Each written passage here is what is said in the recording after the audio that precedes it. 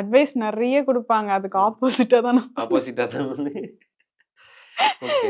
ஆமாங்க. அது ஏன்னே தெரியாது. ஒருத்தவங்க வந்து யாராவது அட்வைஸ் குடுத்தாங்கன்னா, அது ஆட்டோமேட்டிக்கா எனக்கு ஆப்போசிட்டா தான் நடக்கும். குமார்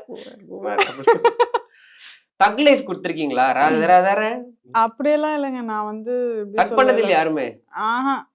சும்மா நிஜமாங்க. ஃப்ரெண்ட்ஸ் எல்லாம் வந்து வச்சு செய்யறது, ஃபன் பண்றது, செம்ம கலாய்ச்சி எதனா 1, 2 ஞாபகம் இருக்குமே.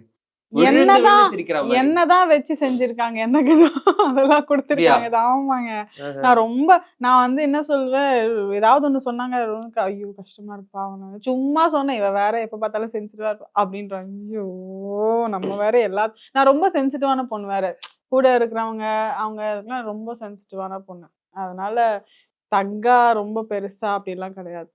இல்ல. நீ வரமாட்ட, நீ எதுவும் சினிமாலாம் வந்து உனக்கு ஒண்ணுமே இருக்காது, நீ உன்னை யாருமே தெரியாது அப்படின்னு சொன்னவங்களுக்கு இப்போ நான் வந்திருக்கிறது தக்கா இருக்கும் மேபி. இதுதான் தக்கு. ஆமா. பாருங்க ஃப்ளோல வந்துருச்சு பாருங்க. தக்குனா இப்படிதான் இருக்கணும்.